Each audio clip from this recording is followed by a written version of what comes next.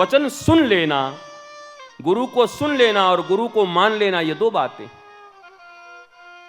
गुरु को सुन लेना और गुरु को मान लेना, ये दो बातें। नहीं मानता कभी भी, रावण कभी नहीं मानता। जो इसके हित की बात करता है उस पर नाराज हो जाता है। हनुमान जी सदगुरु के रूप में आए, नाराज हो जाए। साक्षात कैलाशपति भोलेनाथ कुछ बोल दें तो सीधे इसे उठा दें।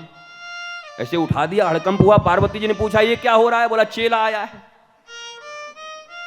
बोला क्या कर रहा है? बोला प्रणाम कर रहा है। बोला ऐसे प्रणाम होता है?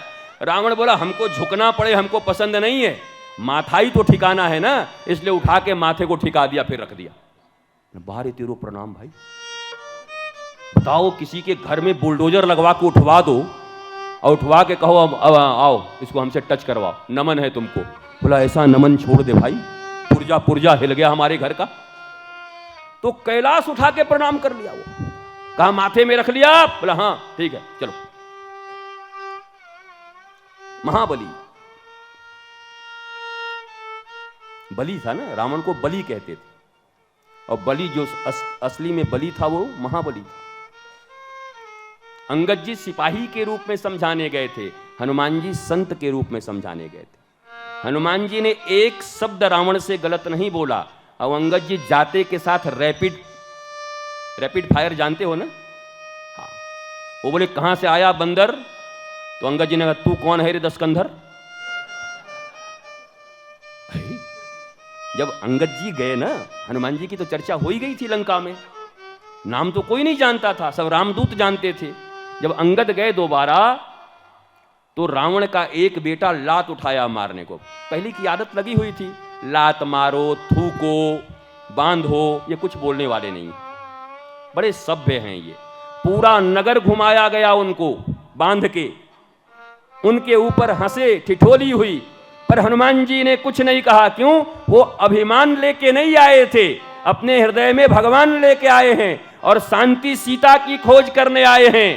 उनका लक्ष्य पक्का है। बीच में आके गड़बड़ ने हम बेइज्जती करवाने थोड़े यहां पर आए, ऐसा कुछ नहीं है।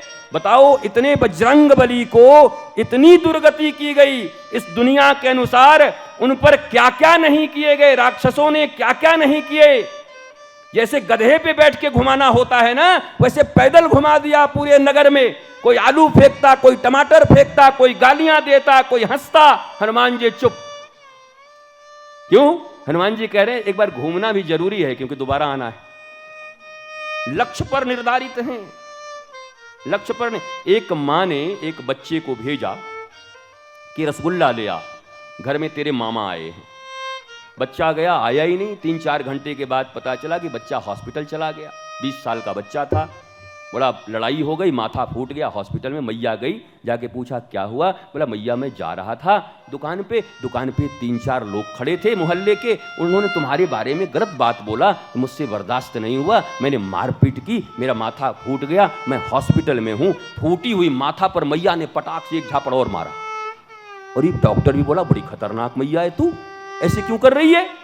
मैया ने कहा ये अगर मेरा बेटा होता तो मेरी आज्ञा मानकर चाहे कोई अपमान करे मान करे रसगुल्ला लेकर घर आता, पर ये गुंडों का बेटा है, गुंडों ने मारपीट करना चाहा और ये मारपीट करके हॉस्पिटल चला गया, इसलिए मेरी औलाद नहीं हो सकता।